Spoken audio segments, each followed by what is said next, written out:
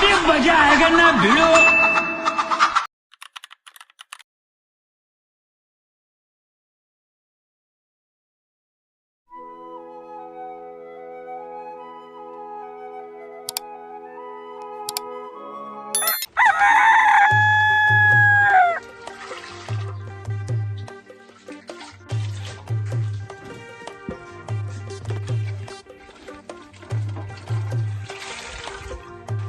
छोरा याद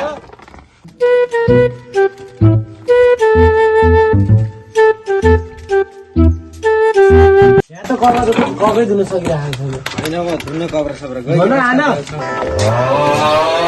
आमा भाइ त गएको पनि कति दिन भइसक्यो, बाउलाई केही सामान छैन। बाबु पक्क पक्का जाने होस्। आमा पनि माइतदेखि आउनु भएको छैन, अनि बाउले पनि कपडा दो भन्ने रिस उठ्यो हिँड्दै त माइततिर।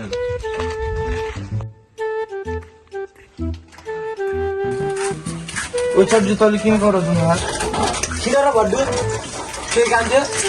काम त थिएन तैँले कराउँदाखेरि पैँसठी रुपियाँ कहाँ गएर? भड्डुलाई केमा गयो गयो भने मेरो छोरो त युकेबाट आउला, हातमा चाँदीको औँठी, यहाँ ऊ बड्डीलाई सुनको माला पनि ल्याइदिए, सुनको सिग्री पनि ल्याइदिए। ए भड्डु तेरो छोरा आउला छ र? अब मेरो छोरो त आउला है, अब तेरो छोरो लफाङ्गो गइगयो, अब म पनि गइरहन्छु, तसिङ किन बस्नु। मेरो छोरो पनि यसको छोरोसँग विदेश गएको भए आज धेरै पैसा कमाउँथ्यो। के गर्ने बेलैमा बुद्धि पर आएन, यस्तै भयो अब। हो घर पनि आइपुग्यो।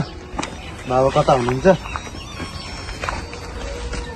काण्डु कहिले आयो तिमी? ओ काल बिर्समा भर्खर आउँदै थिएँ यार बाटोबाट। ओ तिमी त नयाँ नयाँ क्यामेरा ल्याएछौ त यार।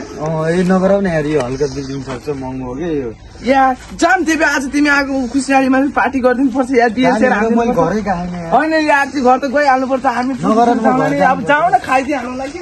जाम जाम जाम चलो चलो खाइदिइहाल्नु। ओहो काल बिर्स कतिजना लाग्यो तिमीहरू? हामी त खाना हिँडेको जाम हामी। ल ल ल म पनि ल ल चल चल चल